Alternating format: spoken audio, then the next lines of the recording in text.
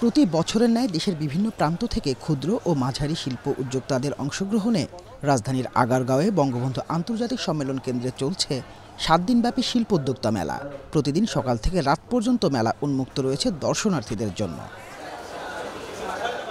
এবারের মেলায় ভিন্নধর্মী উদ্যোগ নিয়ে সবার দৃষ্টি কেড়েছে গ্রিন হারভেস্ট।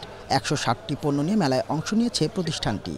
ভোক্তা সন্তুষ্টি ও খাদ্য নিরাপত্তা নিশ্চিতে প্রতিটি পণ্যে কিউআর কোডের মাধ্যমে পণ্যের আলাদা বিবরণী তুলে ধরেছে গ্রিন হারভেস্ট।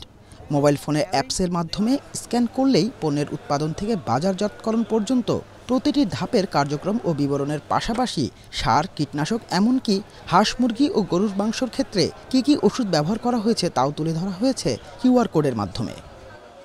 একটা যদি মুরগি ধরি, মুরগিটা কবে জন্মগ্রহণ করছে, তাকে জন্মগ্রহণের পর থেকে কি খাওয়ানো হয়েছে, কি ফিড দেওয়া হয়েছে, কি অ্যান্টিবায়োটিক দেওয়া হয়েছে, হিস্ট্রিটা ওই মোবাইলে স্ক্যান করলে একটা ক্রেতা পাবে।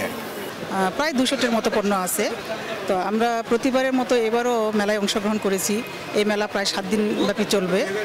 তো মানুষজন আমাদের পণ্য নিঃসন্দেহে খেতে পারে, কারণ আমাদের পণ্য সেফ।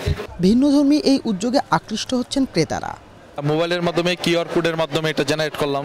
সমস্ত তথ্যগুলো আমরা একটা কিউআর কোডের মাধ্যমে জানতে পারি, এবং কি একটা খামারির ফোন নাম্বার পর্যন্ত এখানে আছে।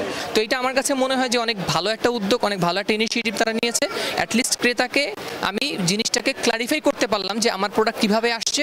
এইটা যে খাবে এটা 100% কোনো পাবলিক হেলথ হ্যাজার্ড নেই, এটা অ্যান্টিবায়োটিক ফ্রি।